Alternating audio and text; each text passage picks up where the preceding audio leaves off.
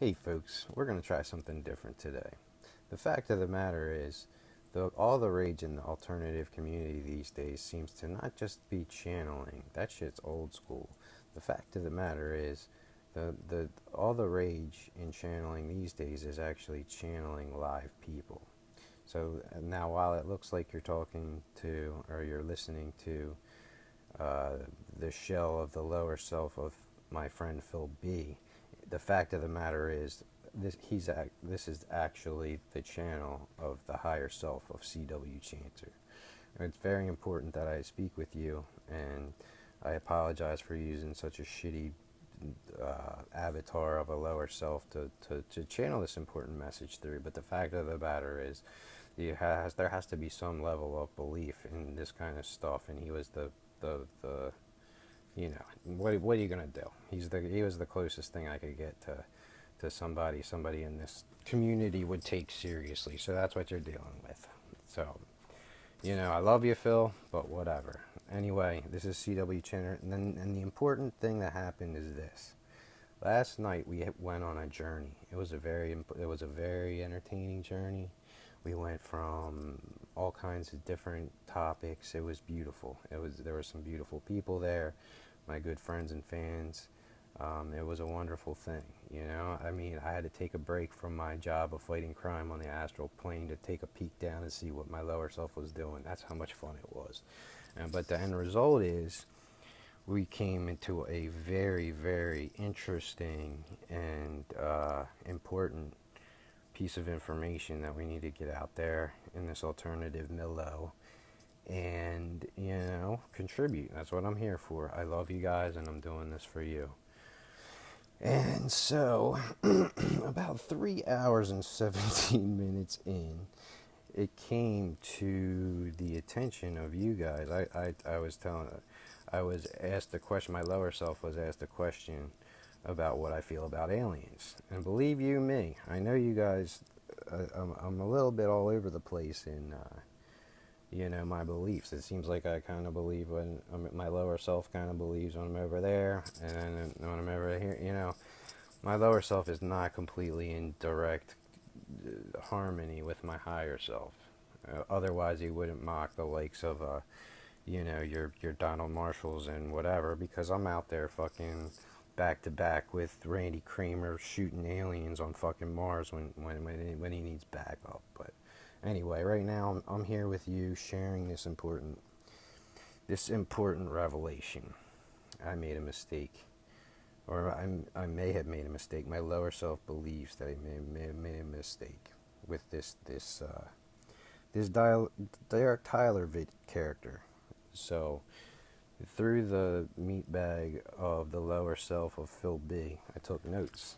You know what I mean? It's kind of as above, so below. You know what I mean? So the yada yada yada.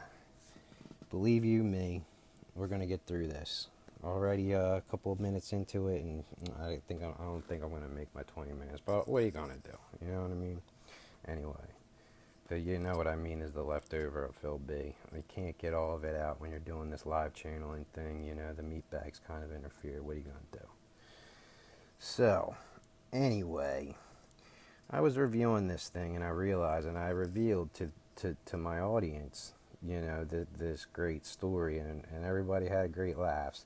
But this is some serious business right here. This was the only experiencer my lower self has had on with any kind of credibility or any kind of thing, and I'm here telling everybody, making fun of these guys that aren't getting vetted, and right off the bat, the first thing I notice is that he's the only reference we have for this guy, or the existence of this guy, is he's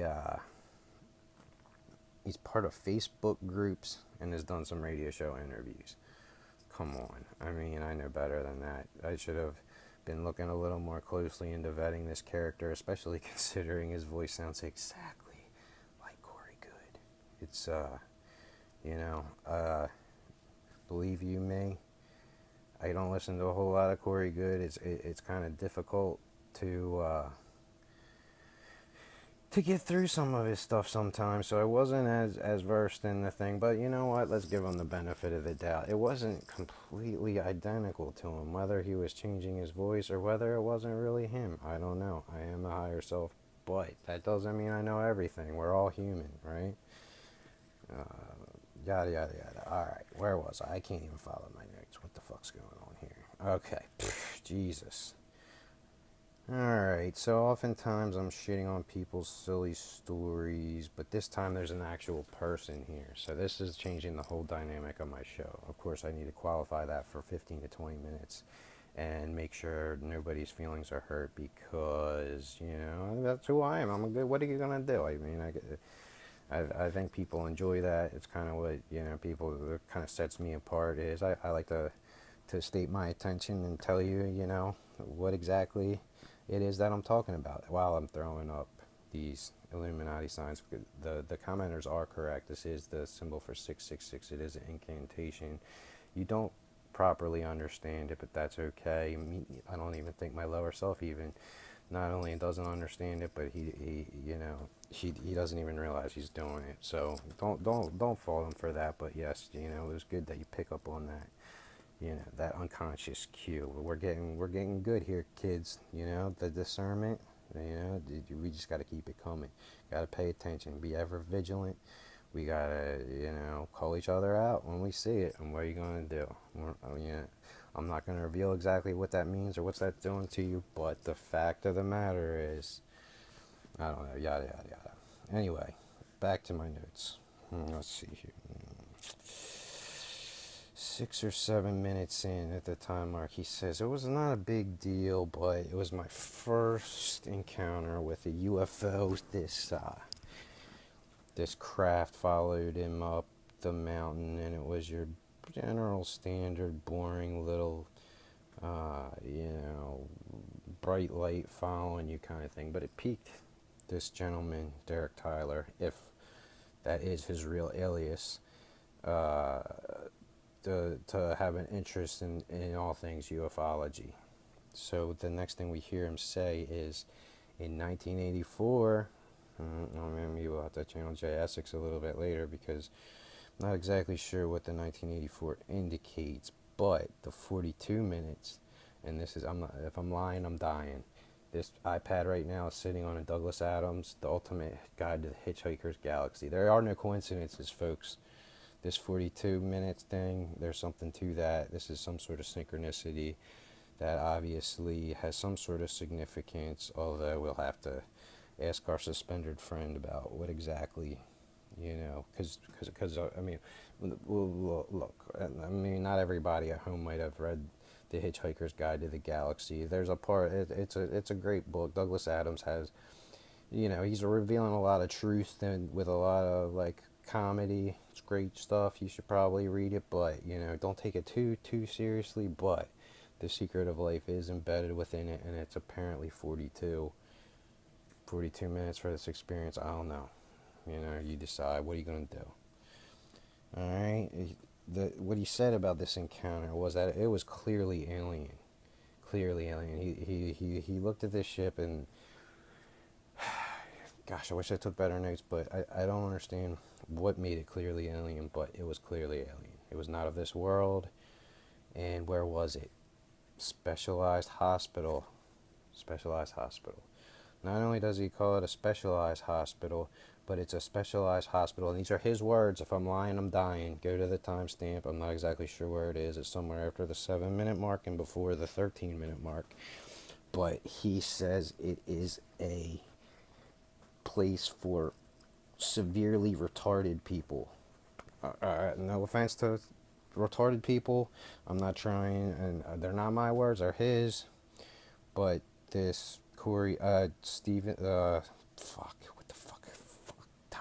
Derek Tyler, sorry. The higher self can get muddled. Apologies. You know what I mean? We're not perfect.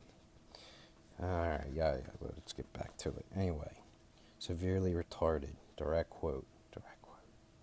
Severely retarded.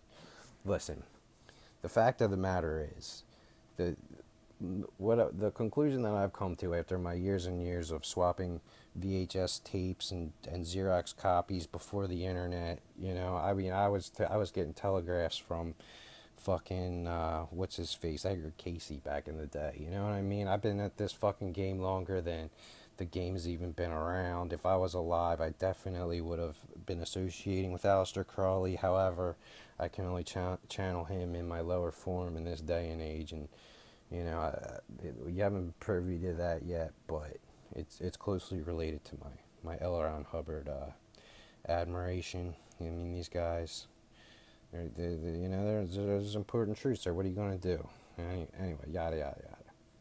So, anyway, at this severely retarded hospital, you have to look. The fact of the matter is, these encounters, these elaborate stories of these fantastical events do have some basis in reality, right? He's at a severely retarded hospital for severely retarded people. What are you gonna do? I mean, there's some kind of clue there. I think there's certainly some sort of clue. You can kind of picture it. Him being 1984. Of all the years, this is when it's happening, that he's in this severely retarded hospital. Well, I'm not implying that he was in it, but doesn't it seem like a more reasonable explanation that, he described these spinning lights? Now, I know from such things as like the show Fringe. You ever seen this? J.J. Abrams, I think, has most of the answers, if he's not a complete disinfo agent, but that's another story for another time.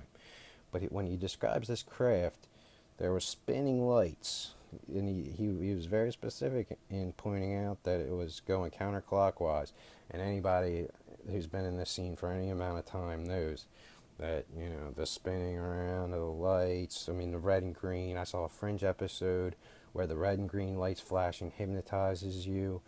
Obviously, there's some sort of either direct programming going on at this hospital for the severely retarded, or it's one of these programs he was taken to. There's obviously something going on there. There's definitely some sort of not only neurolinguistic programming going on, but there's some technology involved that obviously, could bring forth something like a secret spacecraft, a secret space program narrative.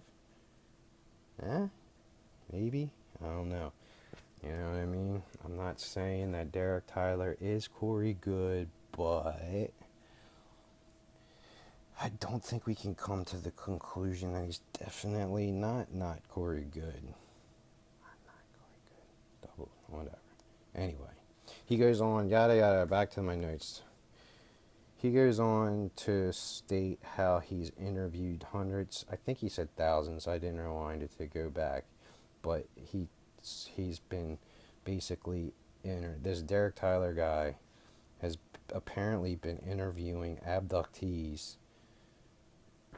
I had Bud Hopkins written here. If I'm lying, I'm dying. He had some sort of reference to some association with that guy. Oh, hold on, I have to go.